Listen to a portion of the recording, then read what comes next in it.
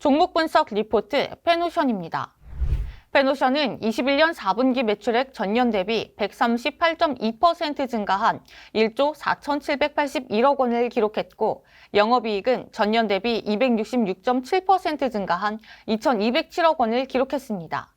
컨테이너 사업부는 매출액 1,108억 원, 영업이익 243억 원을 기록했고, 벌크 사업부는 매출액 1조 1,281억 원, 영업이익 2,400억 원으로 실적 개선을 이끌었습니다. 상하이 컨테이너 운임지수 상승 영향으로 컨테이너선 사업부 역시 호실적을 기록했습니다. 국제 유가 상승에 따른 유류비 증가가 부담으로 작용했고, 여전히 높은 수준이긴 하지만 전분기 대비 하락한 BDI에도 불구하고 건화물선 용선 선대 확대와 10월 중순까지 높은 운임 수준에서 대선 영업을 통해 수익성을 일부 고정한 것이 긍정적으로 작용하며 영업이익이 시장 컨센서스 1,983억 원을 상회하는 어닝 서프라이즈를 기록했습니다.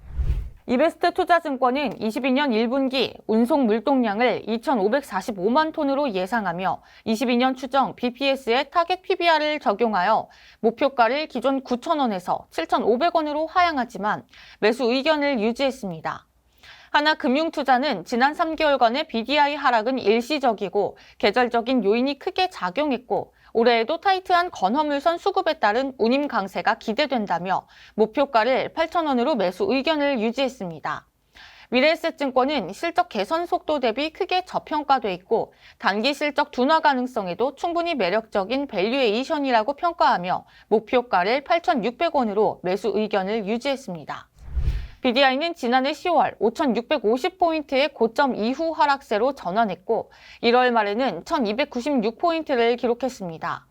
연초부터 전 세계 최대 발전용 석탄 수출국인 인도네시아가 석탄 수출을 한 달간 중단하겠다고 발표한 상황에서 브라질 남부 지역의 폭우로 철광석 생산 및 운송 차질이 발생하며 건화물선 해상 물동량이 감소한 것이 운임 하락의 원인으로 작용했습니다. 하지만 1월 중순부터 인도네시아의 석탄 수출이 재개됐고 브라질의 주요 광산 운영이 일부 재개됐기 때문에 최악은 지나간 것으로 판단됩니다. 올해 2월 들어 BDI가 반등에 성공했고 최근에는 1,940포인트를 기록 중입니다. 2월 베이징 올림픽이 끝나면 중국 철강 가동률도 소폭 상승할 것으로 예상되고 브라질 우기도 2분기에는 끝난다는 점을 감안했을 때 운임 강세는 한동안 지속될 것으로 전망됩니다.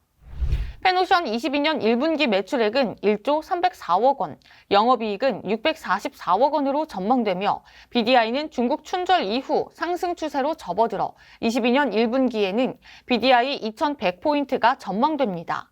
현재 주가는 PBR 0.8배 수준으로 올해 예상 ROE 13.3% 감안 시 밸류에이션 부담은 제한적일 것이라 판단되며 올해 건화물선 선봉량은 1.6% 증가에 그칠 것으로 예상되기 때문에 올해에도 타이트한 건화물선 수급에 따른 운임 강세가 기대되고 있습니다.